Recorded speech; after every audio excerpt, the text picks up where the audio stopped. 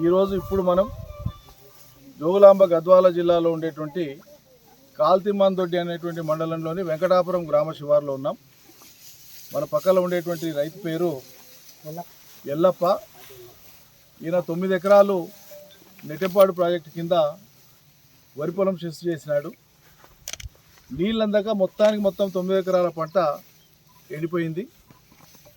ఎల్లప్పతో పాటు అనేక మంది రైతులకు సంబంధించినటువంటి పొలాలు ఎండిపోయినాయి. ఈయనకున్న బోరు కూడా ఎండిపోయింది. కావాలని నీళ్లు రాక దాదాపు 3-4 వారాలు అయిపోయింది. ఈ సీజన్ మొత్తానికి నీళ్ళు ఇస్తామని చెప్పి ప్రభుత్వం చెప్పడం, అధికారులు చెప్పడం, ఆ మాట నమ్ముకొని రైతులు పంటలు వేసి నిండా మునిగినారు. ఎవరికైతే బోర్లుండి అవి కూడా కరెంటు అంది కొడుతున్నాయో అటువంటి రైతులకి కొన్ని మిగులుతున్నాయి పొలాలు. మిగతా వాళ్ళ అందరి కూడా వరుస పెట్టి ఎండిపోతున్నాయి. దురదృష్టం ఏంటంటే ఒకనాడు గత 10 సంవత్సరాల కాలంలో కేసీఆర్ పరిపాలన ఉన్ననాడు పంటకు చిరునామా కేసీఆర్ ప్రభుత్వం అయితే ఇలా ఎండుతున్నటువంటి పంటలకు చిరునామా రేవంత్ రెడ్డి సర్కార్. పంటలు పండడానికి కేసీఆర్ కారణమైతే పంటలు ఎండడానికి ఇలా రేవంత్ రెడ్డి సర్కార్ కారణమైంది.